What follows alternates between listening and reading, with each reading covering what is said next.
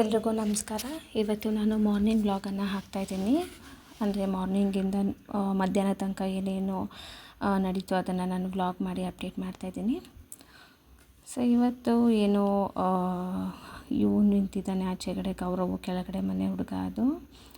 So ಅವ್ರಿಗೇನೋ ಸ್ಕೂಲಿಗೆ ರಜಾ ಕೊಟ್ಟಿದ್ದಾರೆ ಅಂತೆ, ಯಾಕಂದರೆ ಟ್ರಿಪ್ಪಿಗೆ ಹೋಗ್ತಾ ಇದ್ದಾರೆ ದೊಡ್ಡ ಮಕ್ಕಳೆಲ್ಲ, ಅದಕ್ಕೇ ಇವನಿಗೆ ರಜಾ ಕೊಟ್ಟಿದ್ದಾರೆ. ಇಲ್ಲೇ ನನಗೆ ಹೆಲ್ಪ್ ಮಾಡ್ತಿದ್ದಾನೆ. ಸೊ ಸುಮ್ಮನೆ ನಿಂತಿದ್ದ, ಇದನ್ನು ತೊಗೊಂಬಂದು ಕೊಡಪ್ಪ ಬರಲು ಅಂದರೆ ತಂದುಕೊಟ್ಟ. ಅದನ್ನು ಹಾಕಿ ಗುಡಿಸಿ ಇವಾಗ ಸ್ವಲ್ಪ ಗುಡಿಸ್ತಾ ಇದ್ದೀನಿ. ಅಮ್ಮ ಹಾಗೂ ಗುಡಿಸ್ಬೇಡ, ಸುಮ್ಮನೆ ನೀರು ಹಾಕು ಸಾಕು ಅಂದಿದ್ರು. ಆದರೂ ಒಂದು ಸ್ವಲ್ಪ ಹೀಗೆ ಮಾಡಿದ್ರೆ ಕ್ಲೀನ್ ಅನಿಸುತ್ತೆ, ಅದಕ್ಕೆ ಪೈಪಲ್ಲಿ ನೀರು ಹಾಕ್ತಾಯಿದ್ದೀನಿ.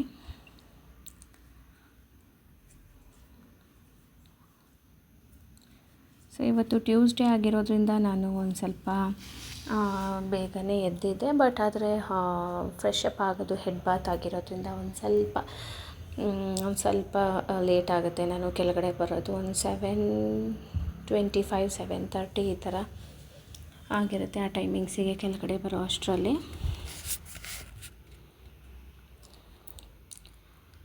ಸೊ ಅಭ್ಯಂತೂ ನಿಶ್ವಿಕಾ ಇನ್ನೂ ಬಂದಿಲ್ಲ ಕೆಳಗಡೆ.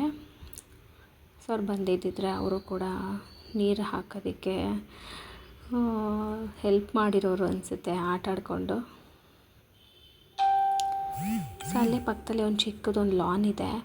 ಸೊ ಆ ಲಾನಿಗೆ ನಾನು ನೀರು ಹಾಕ್ತಾಯಿದ್ದೀನಿ. ಅದು ನಾಯಿಗಳೆಲ್ಲ ಕೂತ್ಕೊಂಡು ಸ್ವಲ್ಪ ಗಲೀಜು ಮಾಡಿಬಿಟ್ಟಿದ್ದಾರೆ. ಲಾನ್ ತುಂಬ ಚೆನ್ನಾಗಿತ್ತು ಫಸ್ಟು, ಈಗ ಅಲ್ಲಿ ನಾಯಿಗಳೆಲ್ಲ ಮಲ್ಗೋದಕ್ಕೆ ಸ್ಟಾರ್ಟ್ ಮಾಡಿಬಿಟ್ಟಿದೆ ಲಾನಲ್ಲಿ.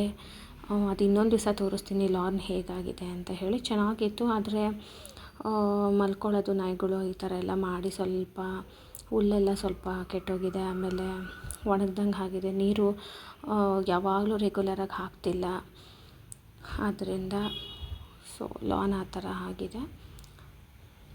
ಸೊ ಆ ಕಡೆ ಸೈಡ್ ಕೂಡ ಒಂದು ಸ್ವಲ್ಪ ಕಲ್ಲ ಮೇಲೆ ನೀರು ಹಾಕ್ತಾಯಿದ್ದೀನಿ, ಒಂದು ಸ್ವಲ್ಪ ಗಲೀಜು ಏನಾದರೂ ಇದ್ದರೆ ಹೋಗಲಿ ಅಂತ. ಸ್ವಲ್ಪ ಕಾರ್ ಕೂಡ ನಿಂತಿದೆ ಅನಿಸುತ್ತೆ, ಅದಕ್ಕೂ ಒಂದು ಸ್ವಲ್ಪ ನೀರು ಹಾಕ್ಬಿಡ್ತೀನಿ. ಯಾಕಂದರೆ ಡೈಲಿ ಓಡಾಡ್ತಾರಲ್ಲ ರಾಕೇಶರು ಆ ಕಾರಲ್ಲಿ. ಸೊ ಸ್ವಲ್ಪನಾದರೂ ಧೂಳಿದ್ದೇ ಇರುತ್ತೆ, ಅದಕ್ಕೆ ಒಂದು ಸ್ವಲ್ಪ ಅದಕ್ಕೆ ಪೈಪಲ್ಲಿ ನೀರು ಹಾಕ್ಬಿಟ್ರೆ ಆಯಿತು, ಫುಲ್ಲು ಕ್ಲೀನ್ ಆಗುತ್ತೆ. ಆಮೇಲೆ ಏನು ಅಂತಂದರೆ ನಾನು 8ರಿಂದ 8 ರಂಗೋಲಿಯನ್ನು ಕಲ್ತ್ಕೊಂಡಿದ್ದೀನಿ ಅಂತ ಹೇಳಿದ್ನಲ್ಲ, ಸೊ ಅದನ್ನೇ ನಾನು ಹಾಕ್ತಾಯಿದ್ದೀನಿ. ಸೊ ಯಾವುದು ಕಲ್ತ್ಕೊಂಡಿದ್ದೀನಿ ತುಂಬ ಚೆನ್ನಾಗಿ ಬರುತ್ತೆ ರಂಗೋಲಿ, ಅದನ್ನು ಹಾಕ್ತಾಯಿದ್ದೀನಿ. ಯಾಕಂದರೆ ಅಲ್ಲಿ ಮೇಲೆ ಕಲ್ತ್ಕೊಂಬಂದು ಆಮೇಲೆ ಇಲ್ಲಿ ಮರ್ತೋದ್ರೆ ಏನು ಮಾಡೋದು ಅಂತ ಹೇಳಿ ಹಾಕ್ತಾಯಿದ್ದೀನಿ. ಇಲ್ಲಿ ಚೆನ್ನಾಗಿ ಬಂದಿದೆ ರಂಗೋಲಿ ಕೂಡ.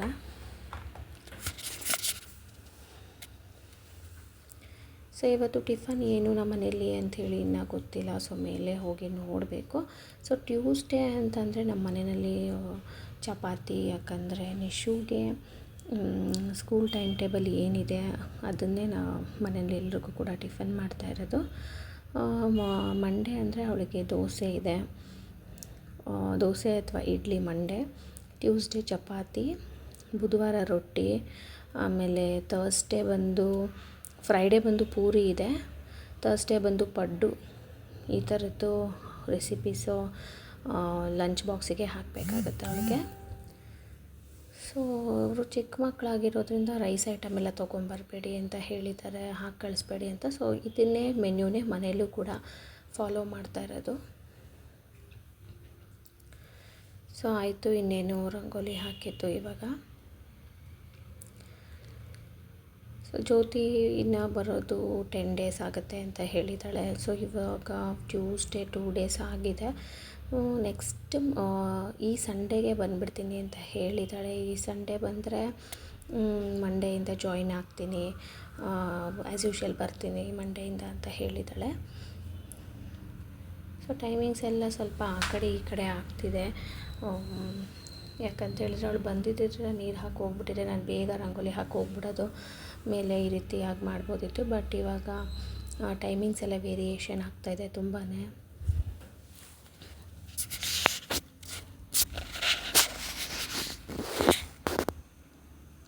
ಸೊ ಹಾಕಿದ್ದಾಯಿತು ರಂಗೋಲಿ. ಇವಾಗ ನಾನು ಮೇಲ್ಗಡೆಗೆ ಹೋಗ್ತೀನಿ. ಮೇಲೇನು ಅಭ್ಯಂತ ಎದ್ದಿದ್ದಾನ, ನಿಶು ಎದ್ದಿದ್ದಾಳ ನೋಡಿಕೊಂಡು ಹಾಲನ್ನ ಕಾಯಕ್ಕೆ ಬಿಡೋಣ ಅಂತ ಹೇಳಿ.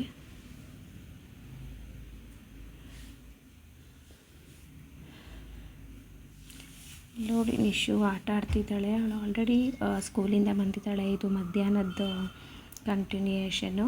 ಅವಳು ಎಷ್ಟು ಚೆನ್ನಾಗಿ ಆಟ ಸಾಮಾನುಗಳನ್ನ ಅಸೆಂಬಲ್ ಮಾಡ್ತಾಳೆ ಅಂತ ಹೇಳಿದರೆ, ಒಂದು ಕಡೆ ನೀಟಾಗಿ ಜೋಡಿಸೋದಾಗಿರ್ಬೋದು, ಅದೊಂದು ಡಿಸೈನಾಗಿ ಜೋಡಿಸ್ತಾಳೆ. ಬಟ್ ಇವಾಗೆಲ್ಲ ಗಜಿಬಿಜಿ ಮಾಡ್ಕೊಂಡಿದ್ದಾಳೆ. ಬಟ್ ಅವಳು ಶಾಕ್ ಆದಳು ನೋಡಿ, ನಾನು ರೆಕಾರ್ಡ್ ಮಾಡ್ತಾಯಿದ್ದೀನಿ ಅಂತ ಹೇಳಿ. ಎಲ್ಲ ನೀಟಾಗಿ ಜೋಡಿಸ್ತಿದ್ಲು. ಇವಾಗ ಅವಳ ಹತ್ರ ಒಂದು ಸಣ್ಣ ಸಣ್ಣ ಬ್ಲಾಕ್ಸ್ ಇತ್ತು ಪ್ಲಾಸ್ಟಿಕ್ದು, ಅದನ್ನೆಲ್ಲ ಡಿಸೈನಾಗಿ ಒಂದು ಆರ್ಗನೈಸ್ಡ್ ಮ್ಯಾನರಲ್ಲಿ ಜೋಡಿಸ್ತಾ ಇದ್ಲು. ಆಮೇಲೆ ಯಾವುದೇ ಆಟ ಸಾಮಾನಾದರೂ ಅಷ್ಟೇ, ಅವಳು ಒಂದು ಕಡೆ ಒಂದು ಮೂಲೆಯಲ್ಲಿ ಎಲ್ಲನೂ ಜೋಡಿಸಿಟ್ಕೊಂಡು ಆಟ ಆಡೋದು. ಆದರೆ ಅದನ್ನೆಲ್ಲ ಒಂದು ಕಡೆ ತುಂಬಿಟ್ಕೊತಾಳೆ. ಅದೊಂದು ಬಿಟ್ಟರೆ ಇನ್ನೇನು ಇಲ್ಲ. ತುಂಬ ಚೆನ್ನಾಗಿ ಜೋಡಿಸ್ಕೊಂಡು ಚೆನ್ನಾಗಿ ಒಬ್ಬಳೇ ಆಟ ಆಡ್ತಿರ್ತಾಳೆ. ಹಠ ಮಾಡಲ್ಲ ಆಟ ಸಾಮಾನುಗಳು ಇದು ಬಿಟ್ಟರೆ ಅವಳಿಗೆ. ಸೊ ಡ್ರಾಯರಲ್ಲಿ ಏನಿರುತ್ತೆ ಅದನ್ನು ತಗೊಂಡು ಅವಳು ಪಾಡಿಗೆ ಅವಳು ಆಟ ಆಡ್ಕೊತಾ ಇರ್ತಾಳೆ. ಒಂದು ಕವರಿಗೆ ತುಂಬ್ಕೊಳ್ಳೋದು, ಆಮೇಲೆ ಅದನ್ನು ಬೇರೆ ಕಡೆ ತೊಗೊಂಡೋಗಿ ಎಲ್ಲ ಜೋಡಿಸ್ಕೊಂಡು ಒಂದು ಕಡೆ ಆಟ ಆಡೋದು. ಈ ಥರ ಚೆನ್ನಾಗಿ ಆಟ ಆಡ್ತಿರ್ತಾಳೆ. ಸೊ ಅಭ್ಯಂತೂ ನಾನು ರಂಗೋಲಿ ಹಾಕೋದಕ್ಕೆ ಹೋದೆ. ಸೊ ಅವಾಗ ಅಭ್ಯಂತ ಬಂದಿದ್ದ. ಅಲ್ಲಿ ಇದೆಯಲ್ಲ ಅದು ಸೈಕಲ್ ಥರದ್ದು, ಅದರಲ್ಲಿ ಅವನು ಜಾಸ್ತಿ ಆಟ ಆಡೋದು ಅದರಲ್ಲೇ. ಅದು ಇಲ್ಲದೇ ಇದ್ದಾಗಂತೂ ತುಂಬಾ ಹಠ ಮಾಡ್ತಿದ್ದ ಅವನು. ಪ್ರತಿಯೊಂದಕ್ಕೂ ಮಮ್ಮ ಅಂತ ಕಂಟಿನ್ಯೂಸಾಗಿ ಕರೆಯೋದು, ಇಲ್ಲ ಅಜ್ಜಿನ ಕರೆಯೋದು, ತಾತನ ಕರೆಯೋದು, ಈ ಥರ ಎಲ್ಲ ಅವ್ನು ತುಂಬ ಮಾಡ್ತಿದ್ದ. ಡಿಸ್ಟರ್ಬೆನ್ಸ್, ಅವ್ನು ಡಿಸ್ಟರ್ಬ್ ಮಾಡ್ಕೊಂಡು ಎಲ್ಲರಿಗೂ ಡಿಸ್ಟರ್ಬ್ ಮಾಡ್ತಿದ್ದ. ಬಟ್ ಇವಾಗ ಅದನ್ನು ಕೆಳಗಡೆ ತಂದಮೇಲೆ, ಆ ಪ್ಲೇ ಟಾಯ್ನ ಕೆಳಗಡೆ ತಂದಮೇಲೆ ಅಷ್ಟೊಂದು ಏನು ಡಿಸ್ಟರ್ಬೆನ್ಸ್ ಮಾಡ್ತಾಯಿಲ್ಲ. ಸುಮ್ಮನೆ ಆಟ ಆಡ್ಕೊಂಡಿದ್ದಾನೆ ಅದರಲ್ಲಿ. ಅವ್ನಿಗೇನಾದರೂ ಬೋರ್ ಆಯಿತು ಅನಿಸುತ್ತೆ, ಅದರಲ್ಲಿ ಒಂದೆರಡು ರೌಂಡ್ ಓಡಾಡ್ತಾನೆ. ಸೊ ಇವಾಗ ಏನು ಅಷ್ಟು ಹಠ ಮಾಡ್ತಾಯಿಲ್ಲ ಅವನು.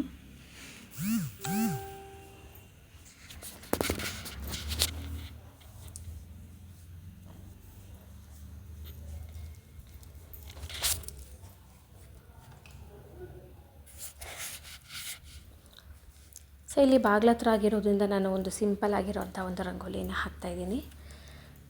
ಸೊ ಅದು ಯಾವ ರಂಗೋಲಿ ಅಂತೇಳಿ ಆಮೇಲೆ ನಾನು ತೋರಿಸ್ತೀನಿ. ಸೊ ನಾನು ಇವಾಗ ಇಲ್ಲಿ ರಿಫ್ಲೆಕ್ಟ್ ಆಗ್ತಿದೆ ನಿಮಗೆ. ಇಲ್ಲಿ ಟೈಲ್ಸು ಮತ್ತು ಡೋರು ಎಲ್ಲ ರಿಫ್ಲೆಕ್ಟ್ ಆಗ್ತಿದೆ ನೋಡಿ.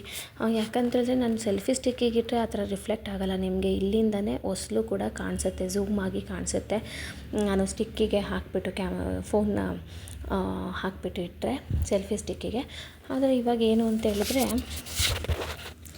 ನಾನು ಹಾಗೆ ಇಟ್ಬಿಟ್ಟಿದ್ದೀನಿ. ನಾನು ನೀರು ಬಾಟ್ಲಿಗೆ ಹಾಗೆ ಹೀಗೆ ಕ್ರಾಸ್ ಮಾಡಿ ಕ್ಯಾಮ್ರಾ ಫೋನ್ನ ಹಾಗೆ ಇಟ್ಬಿಟ್ಟಿದ್ದೀನಿ. ಸೊ ಅದು ರಿಫ್ಲೆಕ್ಟ್ ಆಗಿ ಕಾಣ್ತಿದೆ ನಿಮಗೆ.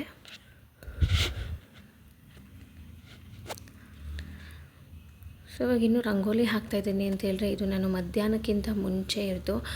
ಯಾಕಂದರೆ ನಾನು ಟ್ಯೂಸ್ಡೇ ಸ್ಯಾಟರ್ಡೇ ಎಲ್ಲ ಪೂಜೆ ಮಾಡಿದ ನಂತರನೇ ಟಿಫನ್ ಮಾಡೋದು. ಅದು 10 o'clock ಆಗಲಿ, 10:30 ಆಗಲಿ, ಅಥವಾ 11 ಆದರೂ ಅಷ್ಟೇ. ವಾರದ ದಿನ ಎಲ್ಲ ನಾನು ಫಸ್ಟು ಪೂಜೆ ಮುಗಿಸ್ಬಿಟ್ಟು ಆನಂತರನೇ ಟಿಫನ್ ಮಾಡೋದು. ಅದು ಫಸ್ಟಿಂದನೂ ನನಗೆ ಹಂಗೆ ಅಭ್ಯಾಸ ಆಗಿಬಿಟ್ಟಿದೆ. ಸೊ ವಾರದ ದಿನ ಎಲ್ಲನೂ ಪೂಜೆ ಪುನಸ್ಕಾರ ಮುಗಿಸ್ಬಿಟ್ಟು ಆಮೇಲೆ ಟಿಫನ್ ಮಾಡೋಣ ಅಂದ್ಕೊಂಡು ನಿಧಾನ ಆದರೂ ಪರವಾಗಿಲ್ಲ ಹಾಗೆ ನಿಧಾನಕ್ಕೆ ಮಧ್ಯದಲ್ಲಿ ಹುಡುಗರದು ಸ್ವಲ್ಪ ಪಾಸ್ ಆಗುತ್ತೆ. ನಾನು ಏನೇ ಒಂದು ಪ್ರೋಗ್ರಾಮ್ ಅಂದರೆ ಒಂದು ದಿನದ ಪ್ರೋಗ್ರಾಮ್ ಏನಿದೆ, ಪೂಜೆ ಮಾಡೋದು, ಆಮೇಲೆ ಸಾಂಬಾರು ಮಾಡೋದಾಗಿರ್ಬೋದು, ಅಥವಾ ನಂದು ಏನು ಆ್ಯಕ್ಟಿವಿಟೀಸ್ ಇದೆ ಅದೆಲ್ಲ ನೋಡ್ಕೊಳ್ಳೋದು ಪಾಸ್ ಆಗುತ್ತೆ. ಯಾಕಂದರೆ ಅದರ ಮಧ್ಯದಲ್ಲಿ ಮಕ್ಕಳು ಆ್ಯಕ್ಟಿವಿಟೀಸು, ಅವರ ಒಂದು ಕೆಲಸಗಳು ಮಧ್ಯದಲ್ಲಿ ಬಂದಿರುತ್ತೆ. ಸೊ ಅದಕ್ಕೆ ಒಂದು ಸ್ವಲ್ಪ ಲೇಟ್ ಆದರೂ ಪರವಾಗಿಲ್ಲ ಅಂಥೇಳಿ ನಿಧಾನಕ್ಕೆ ಹಾಕಿ ಎಲ್ಲ ನಿಧಾನಕ್ಕೆ ಮಾಡ್ತಾಯಿದ್ದೀನಿ ನಾನು.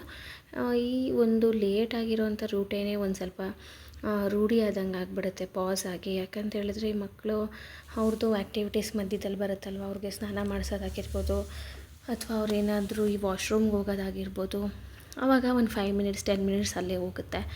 ಸೊ ಅದರಿಂದ ನನಗೇನಿಲ್ಲ, ಅದು ಅಭ್ಯಾಸ ಆಗಿಬಿಟ್ಟಿದೆ.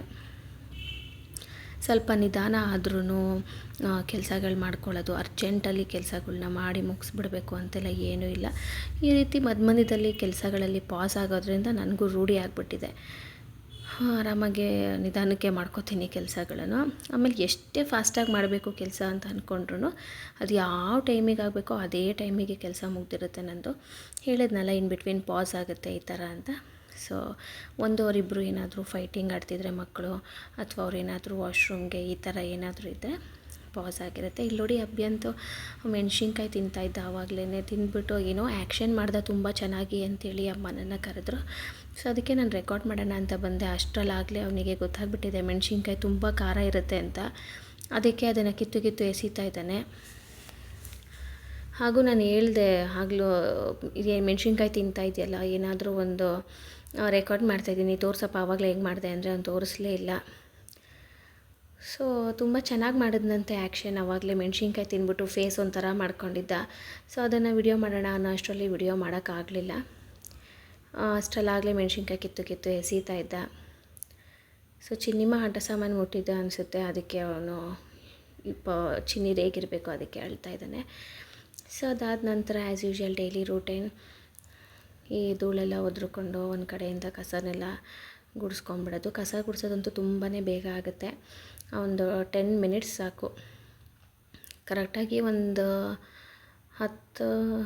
15 ನಿಮಿಷನೇ ಅಂದ್ಕೊಳ್ಳಿ, ಒಂದು 10ರಿಂದ 15 ನಿಮಿಷ ಸಾಕು, ನೀಟಾಗಿ ಕಸ ಗುಡಿಸ್ಕೊಬೋದು. ಅಂದರೆ ಈ ಆಟ ಸಾಮಾನುಗಳೆಲ್ಲ ಅಂಟಿರುತ್ತಲ್ಲ, ಅದನ್ನೆಲ್ಲ ಒಂದು ಸ್ವಲ್ಪ ಎತ್ತಿ ಒದ್ರಿಬಿಟ್ಟು ಗುಡಿಸ್ಕೊಂಡ್ರೆ ಆಯಿತು. ಬಟ್ ಅದೇ ಜ್ಯೋತಿ ಬರ್ತಿದ್ದಾಗ ನನಗಿನ್ನ ತುಂಬಾ ಫಾಸ್ಟಾಗಿ ಕಸ ಗುಡಿಸ್ಕೊತಾಯಿದ್ರು ಜ್ಯೋತಿ. ಯಾಕಂತ ಹೇಳಿದರೆ ಧೂಳೆಲ್ಲ ಒದ್ರಿಬಿಟ್ಟು ಕೊಟ್ಬಿಡ್ತಿದ್ವಿ ಅನಿಸುತ್ತೆ ಫಸ್ಟೇ.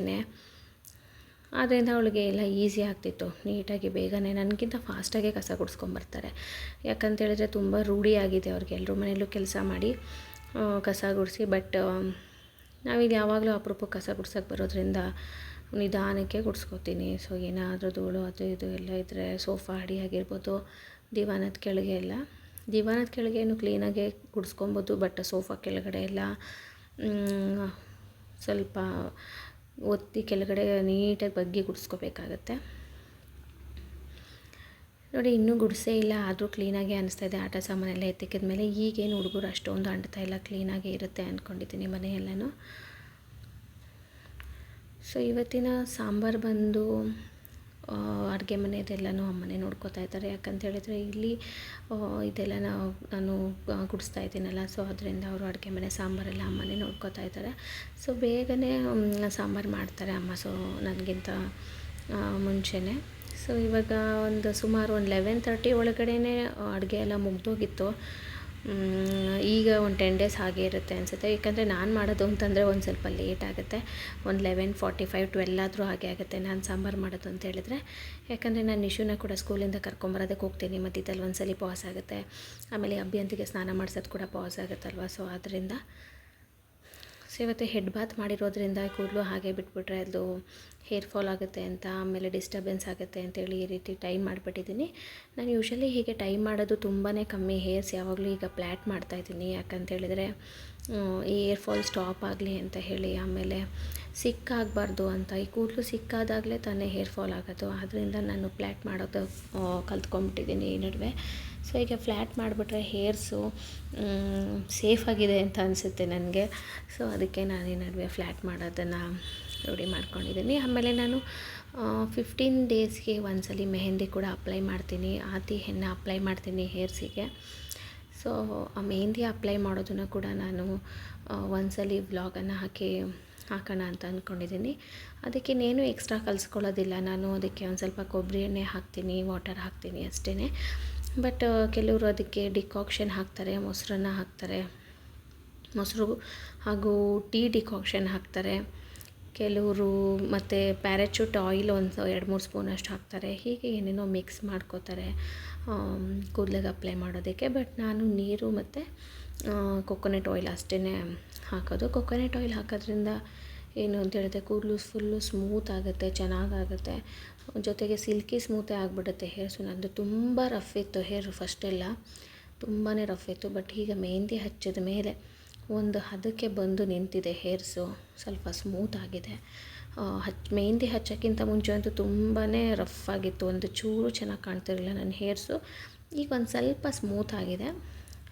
ಸೊ ನನಗೆ ಡಿಫ್ರೆನ್ಸ್ ಗೊತ್ತಾಗ್ಬಿಟ್ಟಿದೆ, ಸ್ಮೂತ್ ಆಗಿಬಿಟ್ಟಿದೆ ಹೇರ್ಸ್ ಎಲ್ಲ, ಚೆನ್ನಾಗಿ ಅನಿಸುತ್ತೆ. ಸೊ ನೀವು ಕೂಡ ಮೆಹಂದಿ ಆತಿ ಹೆನ್ನನ್ನು ಅಪ್ಲೈ ಮಾಡ್ಕೊಳ್ಳಿ 15 ಡೇಸಿಗೆ ಒಂದ್ಸಲಿ. ಅಕಸ್ಮಾತ್ ನೀವೇನಾದರೂ ಅಪ್ಲೈ ಮಾಡೋದು ಮರ್ತೋಗಿದ್ರೆ ಈ ವ್ಲಾಗನ್ನು ನೋಡಿದಾಗ ನಿಮಗೆ ಜ್ಞಾಪನಕ್ಕೆ ಬರುತ್ತೆ ಹೆನ್ನ ಹಚ್ಕೋಬೇಕು ಅಂತ ಹೇಳಿ. ಸೊ ಹೇರ್ ಕಂಡೀಷನಿಂಗ್ ಮಾಡಬೇಕಾಗತ್ತೆ 15 ಡೇಸಿಗೆ ಒಂದ್ಸಲಿ, ಹೆನ್ನ ಕೂಡ ಹಚ್ಕೊಳ್ಳಿ. ಅದಾದ ನಂತರ ನಾನು ಇನ್ನೇನು ಹೇರ್ಸ್ ನೋಡ್ಕೋತೀನಿ ಅಂದರೆ ಲಿವಾನ್ ಹೇರ್ ಸೆರಮ್ ಯೂಸ್ ಮಾಡ್ತಿದ್ದೆ, ಸಿಕ್ಕೆಲ್ಲ ಹೋಗಲಿ ಅಂತೇಳಿ. ಬಟ್ ಇವಾಗೇನು ಯೂಸ್ ಮಾಡ್ತಿಲ್ಲ ಅದನ್ನು. ಹೆನ್ನ ಹಚ್ಚೋದ್ರಿಂದನೇ ಅದು ಕಂಡೀಷನ್ಡ್ ಆಗಿರುತ್ತೆ ಹೇರ್ಸು.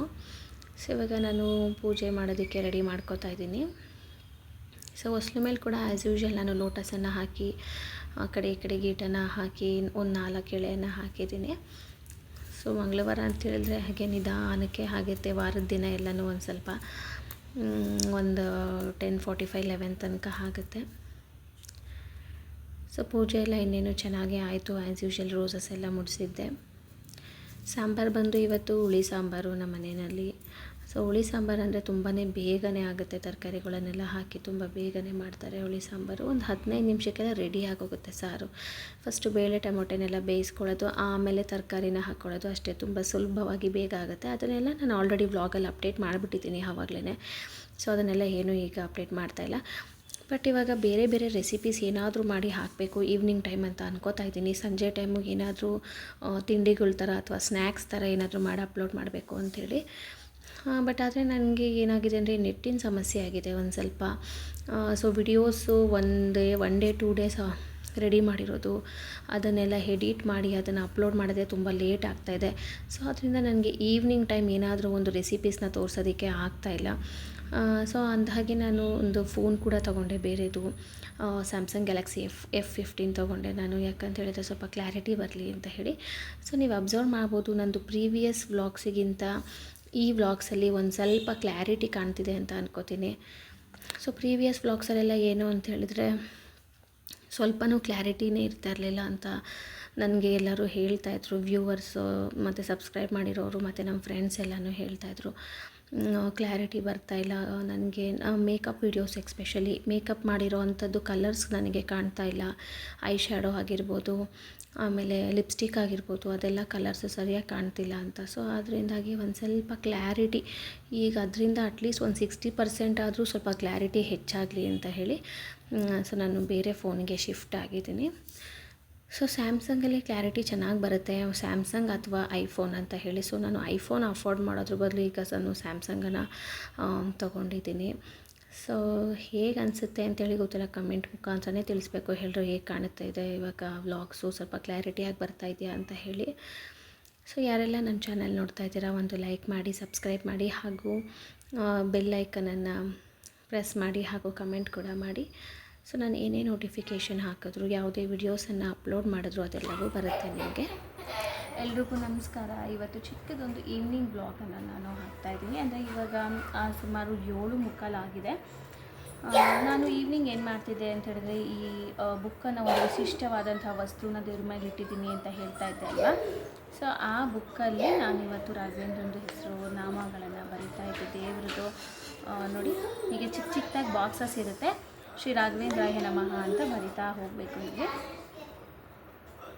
ನಾನೆಲ್ಲ ಶ್ರೀ ಅಂತ ಬರೆದಿಟ್ಟಿದ್ದೀನಿ ಎಲ್ಲದಕ್ಕೂ, ಒಂದು 2-3 ಪೇಜಿಗೆ ಅದನ್ನೆಲ್ಲ ಕಂಪ್ಲೀಟ್ ಮಾಡ್ತಾಯಿದ್ದೀನಿ. ಸೊ ಯಾಕೆ ಇದೊಂದು ಬುಕ್ ಬೇಗ ಕಂಪ್ಲೀಟ್ ಮಾಡ್ತಾಯಿದ್ದೀನಿ ಅಂದರೆ, ಸೊ ಈ ಥರ್ಸ್ಡೇ ತೊಗೊಂಡು ಹೋಗೋಣ ಅಂತ ದೇವಸ್ಥಾನಕ್ಕೆ ಅಂತ ಹೇಳಿ ಕಂಪ್ಲೀಟ್ ಮಾಡ್ತಾಯಿದ್ದೀನಿ ಈ ಬುಕ್ಕನ್ನು. ಸೊ ಹೆಂಗೋ ಬೇಗ ಒಂದು 4 ದಿವಸ ಆಯಿತು ಅನಿಸುತ್ತೆ ಸ್ಟಾರ್ಟ್ ಮಾಡಿ. ಸೊ ಬೇಗನೆ ಮುಗಿದಿದೆ ಬುಕ್ಸು. ಸೊ ಫಸ್ಟೆಲ್ಲ ನಾನು ಸ್ಟಾರ್ಟ್ ಮಾಡಿದಾಗ ತುಂಬ ದಿನ ತೊಗೊಂಡ್ಬಿಟ್ಟಿತ್ತು. 3 ಬುಕ್ಕು ನಿಯರ್ಲಿ ಏನು 1 ವರ್ಷದ ಮೇಲೆ ಆಗಿತ್ತು ಅನಿಸುತ್ತೆ ನಾನು 3 ಬುಕ್ಸ್ ಕಂಪ್ಲೀಟ್ ಮಾಡೋ ಅಷ್ಟರಲ್ಲಿ ಲಾಸ್ಟ್ ಟೈಮೆಲ್ಲ. ಬಟ್ ಈ ಸಲ ತುಂಬ ಬೇಗನೆ ಕಂಪ್ಲೀಟ್ ಆಗಿದೆ. ಆ್ಯಂಡ್ ಇವತ್ತು ರಾತ್ರಿ ಅಡುಗೆಗೆ ಇನ್ನೇನು ಮುದ್ದೆ ಮಾಡಬೇಕು. 8 ಗಂಟೆಗೆ ಇವಾಗ ಮುದ್ದೆಗೆ ಇಡಬೇಕಾಗತ್ತೆ. ಸೊ ಉಪ್ಸಾರಿದೆ, ಅದಕ್ಕೆ ಮುದ್ದೆ ಅನ್ನಕ್ಕೆ ಇಟ್ಟರಾಯಿತು. ಇದನ್ನೆಲ್ಲ ಬರೆದು ಕಂಪ್ಲೀಟ್ ಮಾಡೋಣ ಅಂದ್ಕೊಂಡಿದ್ದೀನಿ. ಸೊ ಯಾರೆಲ್ಲ ರಾಘವೇಂದ್ರ ದೇವಸ್ಥಾನಕ್ಕೆ ಹೋಗಿದ್ದೀರಾ, ಯಾರಿಗೆಲ್ಲ ಬುಕ್ ಬಗ್ಗೆ ಗೊತ್ತಿದೆ, ಯಾರೆಲ್ಲ ಬುಕ್ಕನ್ನು ತೊಗೊಂಡು ಬರೆದಿದ್ದೀರಾ, ಅವರ ಎಕ್ಸ್ಪೀರಿಯೆನ್ಸ್ ಏನಿದೆ ಬುಕ್ಗಳನ್ನ ಬರೆದ ಮೇಲೆ ಅನ್ನೋದನ್ನು ನೀವು ಕಮೆಂಟ್ ಮಾಡಿ. ಯಾಕಂದರೆ ನಾನು ಕೂಡ ಬುಕ್ಕನ್ನು ಬರೀತಾ ಇದ್ದೀನಿ. ಸೊ ಅದಕ್ಕೆ ಹೇಳ್ತಾ ಇದ್ದೀನಿ, ಇದನ್ನು ಶೇರ್ ಮಾಡಬೇಕು ಅಂತ ಅನ್ನಿಸ್ತು. ಸೊ ಅದಕ್ಕೆ ನಾನು ಇದನ್ನು ಕೂಡ ಬ್ಲಾಗಲ್ಲೇ ಹಾಕಿದ್ದೀನಿ. ಸೊ ಇನ್ನೊಂದು ಎಷ್ಟು ಪೇಜ್ ಇದೆ ಅಂದರೆ ಫ್ರೆಂಡ್ಸ್, ಇಲ್ಲಿ 1 2 3 ಪೇಜಸ್ ಇದೆ ಅಷ್ಟೇ. ಸೊ ಇದನ್ನು ಬರೆದು ಆಮೇಲೆ ಎಷ್ಟಾಗುತ್ತೋ ಅಷ್ಟು ಬರಿತೀನಿ ಇವತ್ತು. ಆಮೇಲೆ ನಿಶು ಹೋಮ್ವರ್ಕ್ ಇದೆ, ಹೋಮ್ವರ್ಕ್ ಬರೆಸ್ಬಿಡ್ಬೇಕು. ಚಿನ್ನ ಏನು ಮಾಡ್ತಿದ್ದೀಯ ಅಲ್ಲಿ ನಿಶು? ಅವರಿಬ್ಬರು ಅಲ್ಲಿ ದೇವ್ರ ಮನೆ ಬಾಗಿಲಲ್ಲಿ ಆಟ ಆಡ್ಕೊಂಡು ಕೂತಿದ್ದಾರೆ. ABCD ಇದನ್ನು ತೊಗೊಂಡು ಅಪ್ಪ ಹೇಳಿಬೇಡ ಕ್ಯಾಮ್ರಾ, ಇಲ್ಲಿ ಬಾ ABCD ತೋರಿಸಿದ್ನಲ್ಲ ನಾನು, ಅದು ಇವತ್ತಿನ ಬ್ಲಾಗಲ್ಲಿ ಹಾಕಿದ್ದೆ. ಅದನ್ನು ಇಟ್ಕೊಂಡು ಏನೋ ಆಟ ಆಡ್ತಿದ್ದಾರೆ. ಚಿನ್ನು ಫ್ಯಾನ್ ಆಫ್ ಮಾಡಪ್ಪ, ಫ್ಯಾನ್ ಆಫ್ ಮಾಡು. ಓಕೆ.